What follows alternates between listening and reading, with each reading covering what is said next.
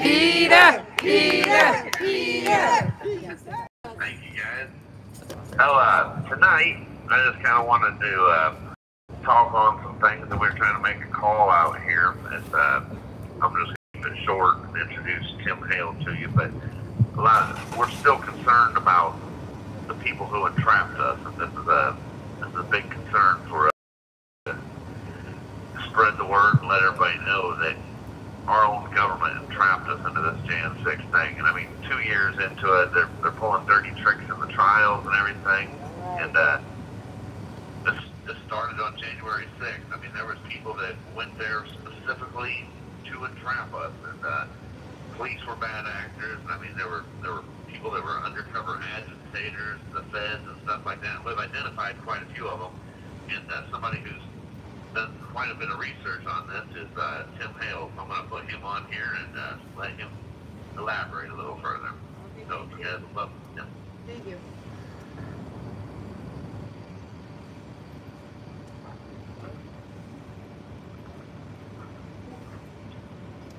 Hey, good evening. Hey, Tim. How are you doing? Good. How about you? Well, you know, I know how you're doing.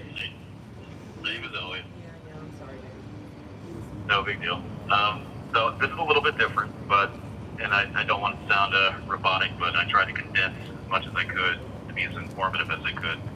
So I hope people can just bear with me. But I'll just start with saying that, rather than national security, I maintain that the reason that the DOJ muzzles January 6th defendants with protective orders and refuses to release those, the 14,000 hours of government video to the public is actually to ensure that what I've discovered over months would not be put together by the collective intelligence of, say, the internet in weeks, if not days.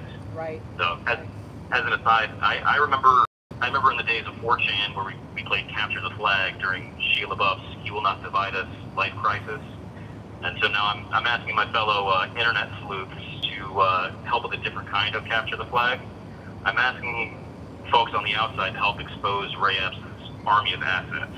Yeah. So the insurrection narrative would die overnight if we could show that the Oath Keepers and Proud Boys are really just red herrings meant to hide what actually happened on January 6th and who orchestrated it. So, I mean, January 6th was a far bigger honeypot than, say, the Proud Boys or any group. So I call this the Gadsden Plot. It involves the Gadsden Brigade, or alternatively, we can call it the Serpent Society. So I've written hundreds of pages outlining this plot and what I call the Gadsden Memo. The long story short is that Ray Epps did not coordinate January 6th by himself. I think we all know that. But he had help from a virtual army of individuals engaged in small team operations. One way of identifying these teams is by identifying their team leaders, who often wear Gadsden flag patches. So these individuals are often manning teams of 2 to 4 people in plain clothes, body armor, or costumes.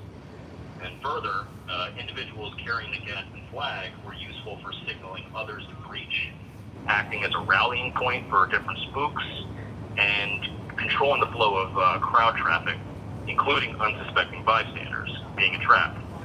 People just walked into the area. So, stick with me. I'm going to go through a couple examples of this. So, Gadsdens are basically conveniently placed everywhere.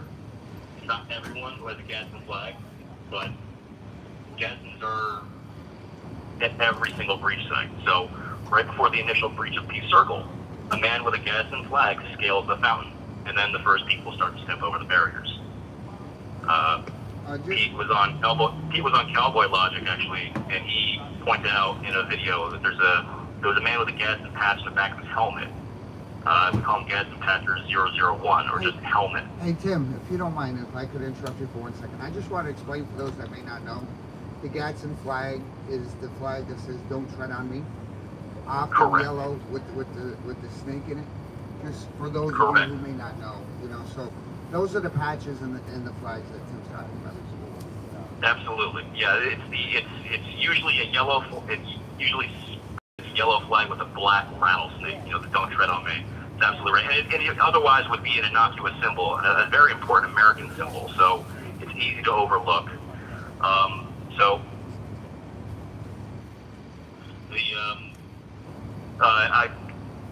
that the color coordination is also important too.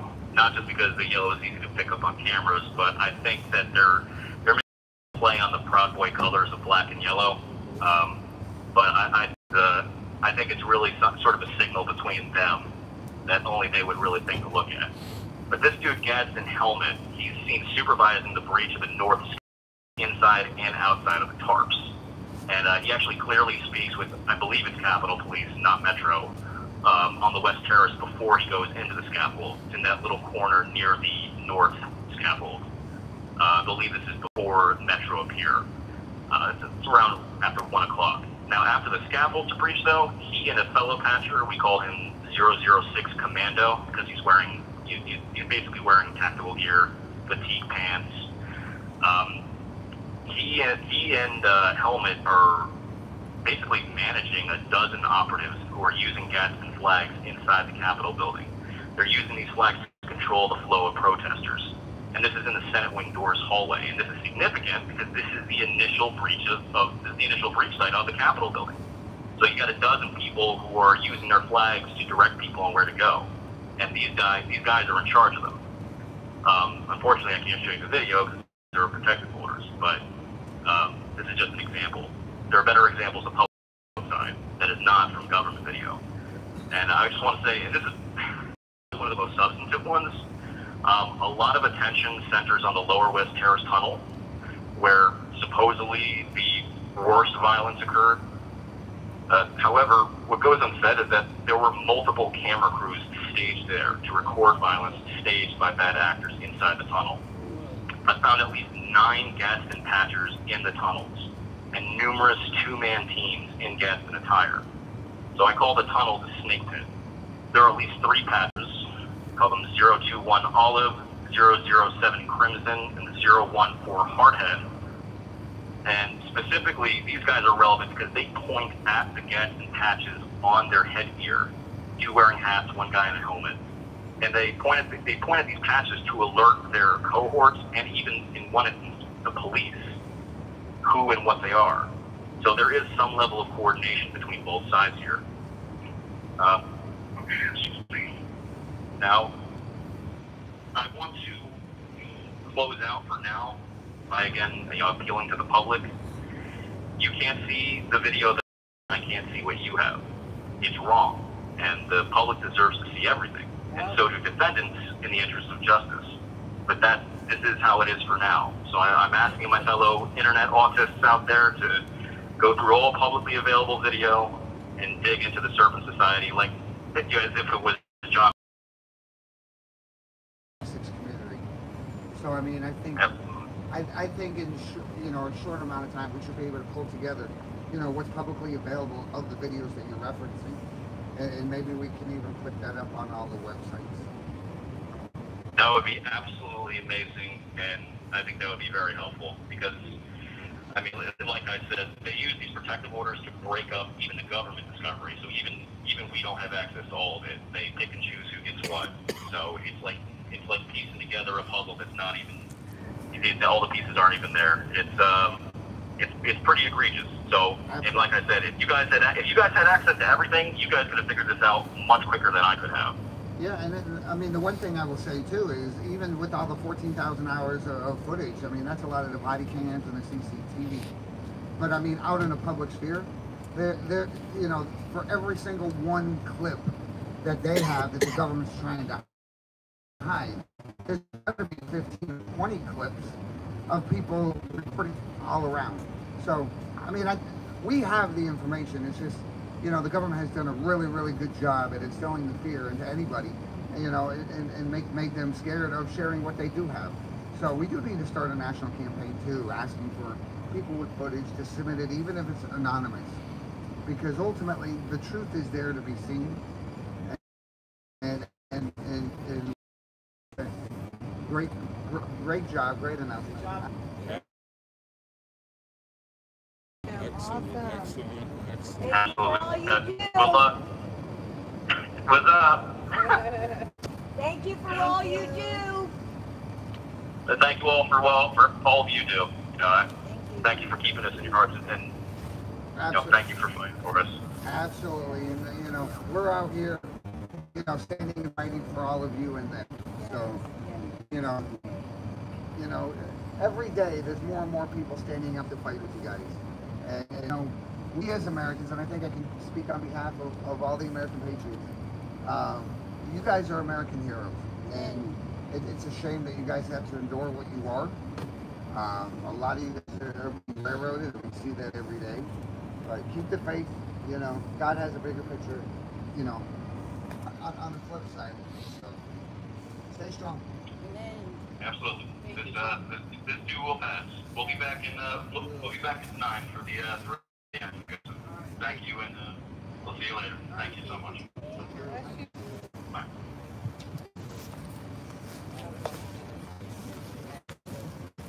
Around the clock.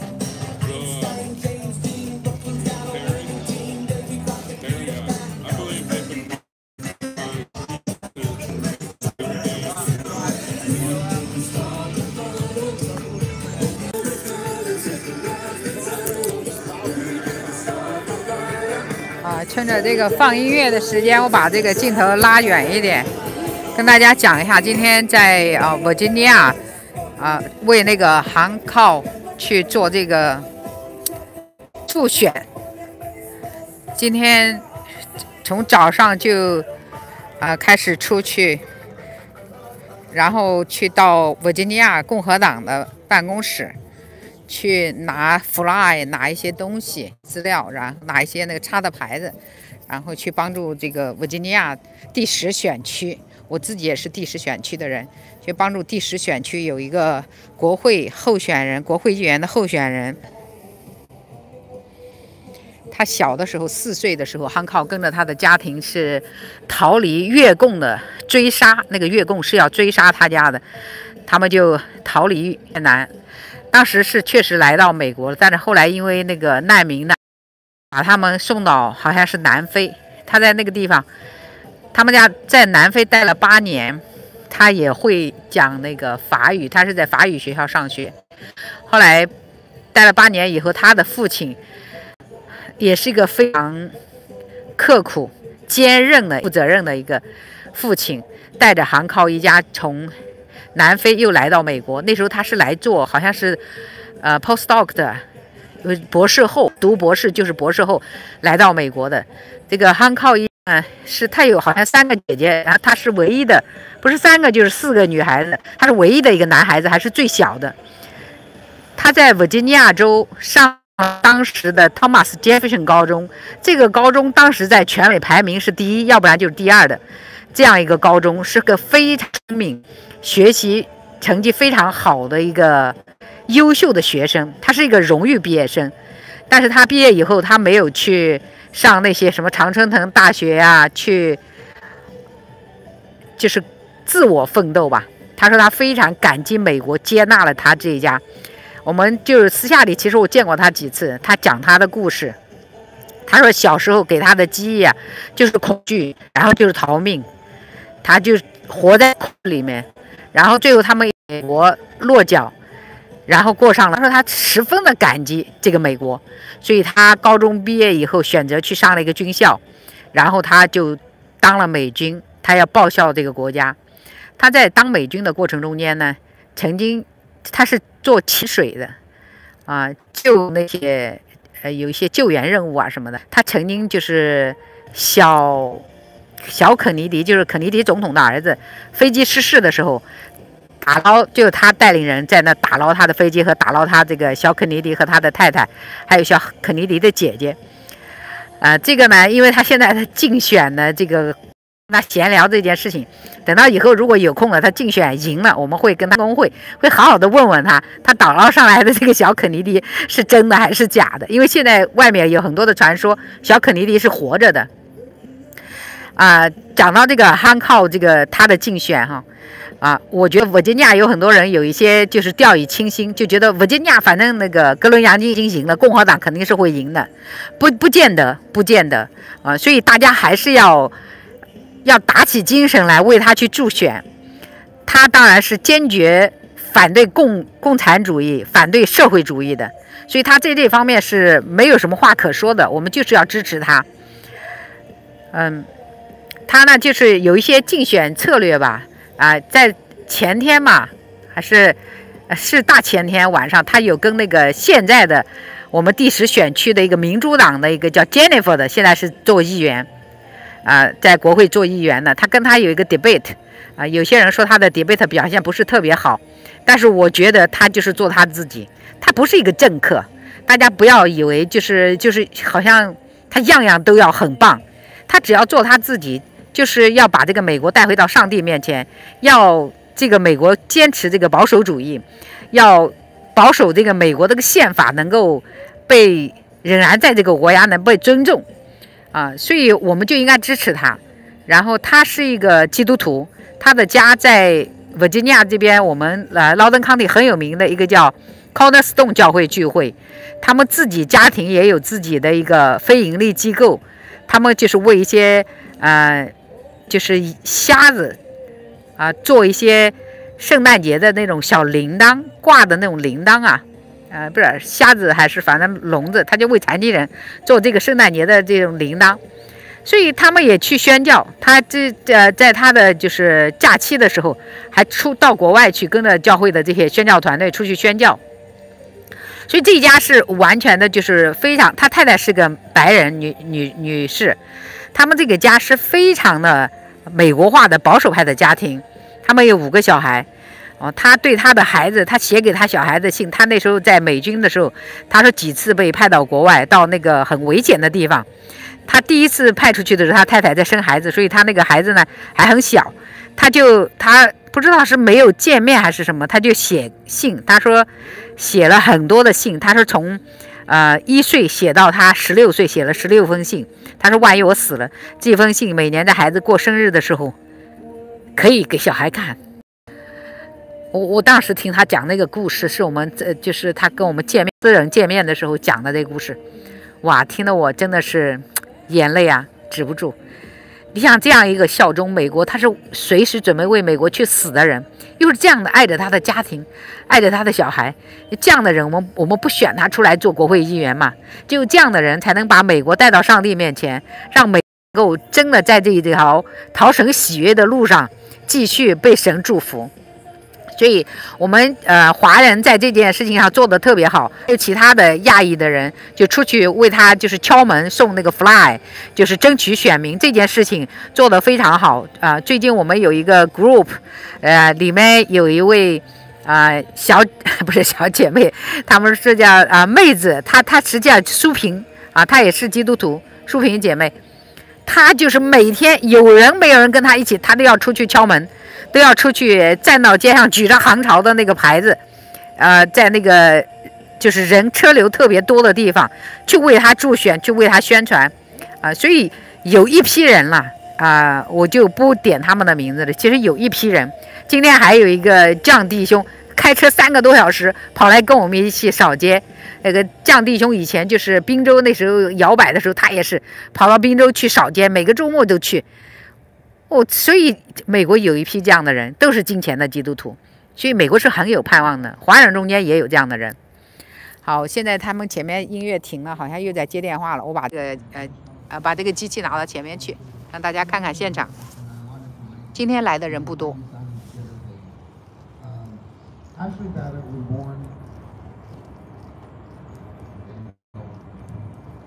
Babbitt was born on October 10th, 1985. She died January 6th, 2021. Her mother, Mickey, has held a vigil every night for the J6ers since August 1st, 2022. The vigils are held for the J6ers behind the detention center, Gulag, on E Street here in D.C. along the Congressional Cemetery. She is there with a small group that comes rain or shine. Where are the MAGA? Where are we the people? Has Americans forgotten these guys that went to a peaceful protest and were arrested for exercising the First Amendment right? Thousands flocked to a Trump rally but will not come to a vigil. I will remember Ashley on her day. Come celebrate her life with Mickey and the vigil that day. She was a great patriot and a proven veteran. We shall not forget. Amen. Thank you so much. Thank you, small group that does gather with me every night. Amen.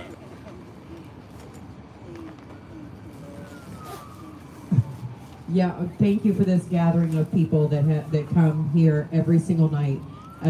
Not just the live streamers, but we have a core group of people that are here, like Stormtrooper said, rain or shine for these guys.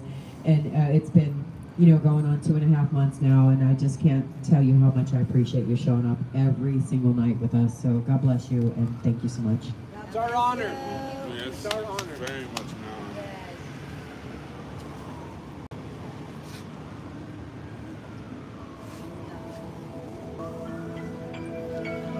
刚才读的那封信就是这个 Roger 弟兄写的 ，Thank you Roger。他是写了一个，就是讲这里有个小 group 的人，天天晚上在这里坚持为这个16的政治犯发声音，写的非常真实感人。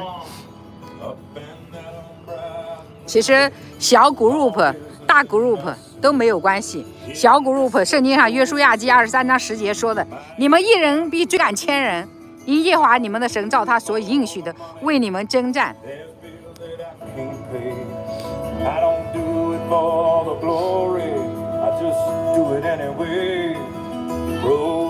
还有生命记上有一段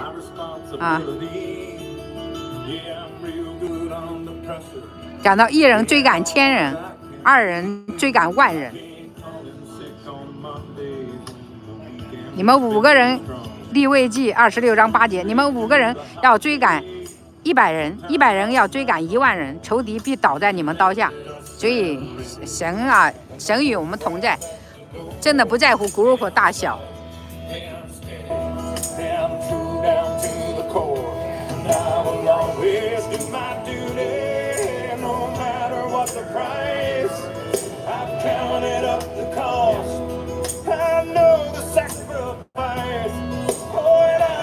好，谢谢大家。我现在就把这个视频先停下，因为他们一直在放音乐，所以我不想这个油管给我找。我等会儿他们在讲话的时候再开始直播。好，谢谢。